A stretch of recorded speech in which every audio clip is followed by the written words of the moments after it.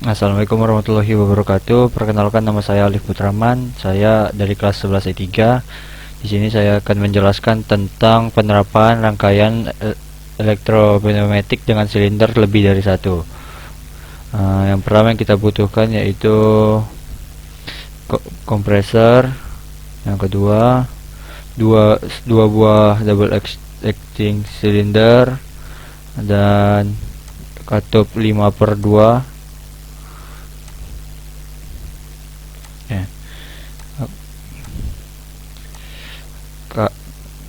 Katup kompresor dihubungkan ke katup kedua katup.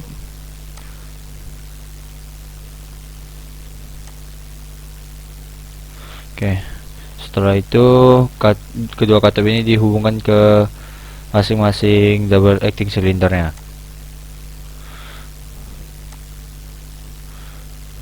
Oke, setelah itu double acting silinder kita beri label LS1 dengan batasan 0 dan LS2 dengan batasan 100, dan LS3 dan LS4 pun begitu. LS3 0 dan LS4 100. Ada untuk ininya kita kasih solenoid dan spring return. Setelah itu sama juga dengan sebelahnya, kita beri spring return. Oke. Untuk solenoidnya kita beri label S1 dan S2.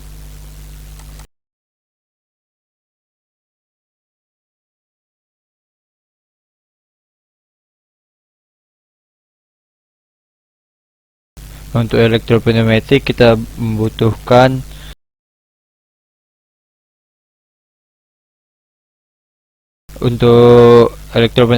membutuhkan sebuah electrical connection 24 volt dan 0 volt, dan memakai dua push button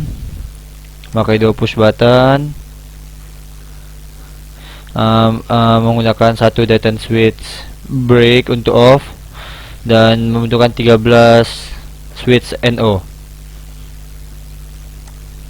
Kita membutuhkan 13 switch NO dan 5 break switch dan 5 relay dan 2 solenoid. Nih. Kita hubung komponen elektropneumatiknya kita hubungkan.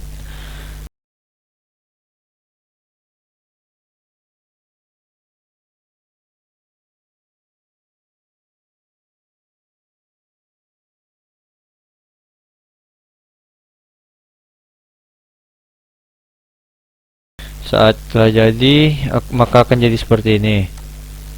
Nih.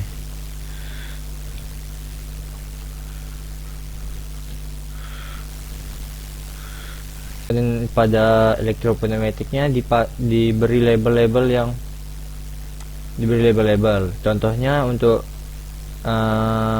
relay ini kita beri label R1, R0, R1, di sini R2, di sini R3, dan di sini R4. Yang untuk berhubungan kita bikin kontaknya, switch NO nya R0, R1, R3.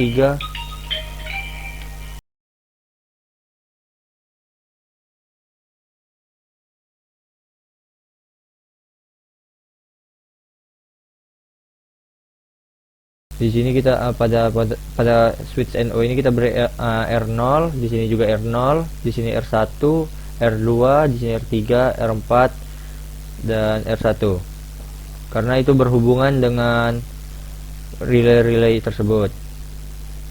Dan ini solenoid S1 ini karena berhubungan dengan solenoid yang di sini, maka kita bikin di sini solenoid valve-nya S1 dan S2.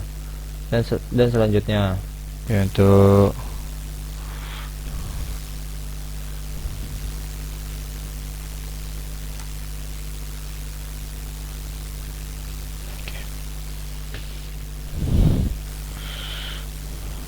komponennya untuk elektropneumatik dan pneumatiknya. Kalau dihidupkan akan jadi seperti ini. Nah, tombol on ditekan.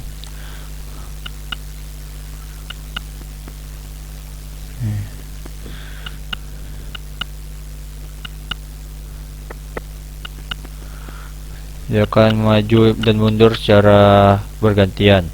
LS1 dan LS2, LS3, LS4.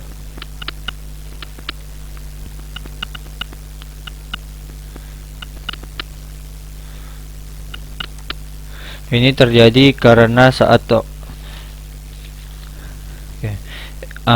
terjadi karena saat kita menekan tombol on, maka LS1 akan dialiri listrik dan membuat sebuah silinder bergerak ke depan, bergerak maju, yang menyebabkan dia mengenai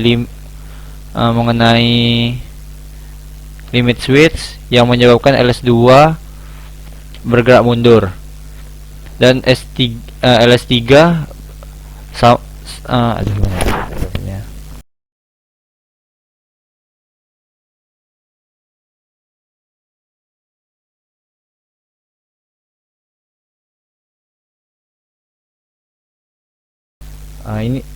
hal ini terjadi karena saat tombol on ditekan, LS1 dialiri listrik dan yang menyebabkan silinder bergerak maju yang mengenai limit switch. Saat mengenai limit switch, maka silinder akan bergerak mundur. Yang terjadi pada LS1 dan LS2 sama juga terjadi pada LS3 dan LS4. LS3 akan dialiri listrik yang menyebabkan si silinder bergerak maju yang mengenai limit switch, dan limit switch menyebabkan silinder bergerak mundur. Sekian dari saya. Assalamualaikum warahmatullahi wabarakatuh.